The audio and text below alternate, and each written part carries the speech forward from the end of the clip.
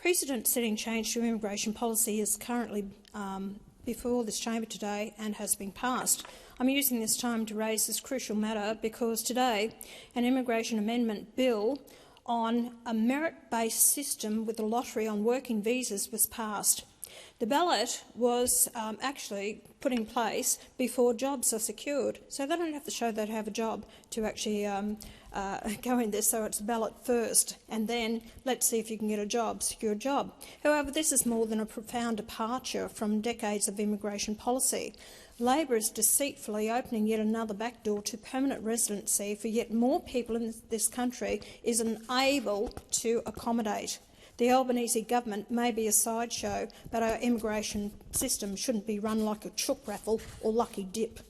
This also flies in the face of Australian community sentiment about immigration numbers. Our people overwhelmingly support much lower immigration levels, but are completely ignored by this chamber. Australians are angry about Labor ignoring their views on immigration. They are screaming about it because increasing numbers of Australian families are facing increasing mortgages payments, higher rents and homelessness thanks to the high demand driven by Labor's immigration policies. It will put more undue pressure on our health and education systems and our public infrastructure on wage growth and on our welfare system, let alone what it's going to do in the nursing homes and the hospitals as well. This legislation would first put working visa applicants in a lottery and only afterwards require them to demonstrate they were being sponsored into a job. This is the reverse of what should be in place. However, even worse is that people from Pacific Island nations will be given opportunities to bring their families with them if their working visa application is accepted. Their families will be able to access benefits and student funding. There are a few serious problems with this approach. Most of these people come to Australia for seasonal agricultural work, and we have a visa for that. After the season's over, there is no more work, so they go home and take their earnings with them. Allowing them to stay permanently means many of them will end up depending on our welfare system when the season's work dries up. It would also drain these island nations of skilled workers, hurting their economies. Did you think about that one? The Cook Islands have already signalled this problem with Labor's legislation. I expect others may follow suit. Labor claims this is part of its broader engagement strategy for nations in the Pacific. I have to say something about some of these nations. Australia gives them a huge amount of foreign aid, assistance after natural disasters and assistance to improve poor governance. We have even committed military and police forces in times of conflict and unrest.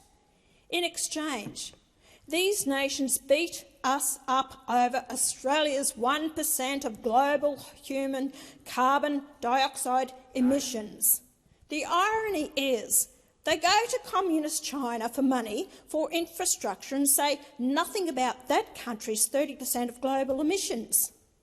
When China calls in this debt, they will again come to Australia screaming for help. And I will say no. I will say you made your bed and you can lie in it. It was announced this week that China is going to reboot and reinvigorate its so-called Belt and Road Initiative. So we can look forward to more of this hypocrisy in Pacific diplomacy. This new policy is a scam. One Nation is the only party that stands with the majority of Australian people in demanding a substantial reduction in our immigration levels. It forms a critical element of our signature policy to end the housing and rental crisis, which continues to get worse under Prime Minister Albanese's and the coalition Labor-Greens government.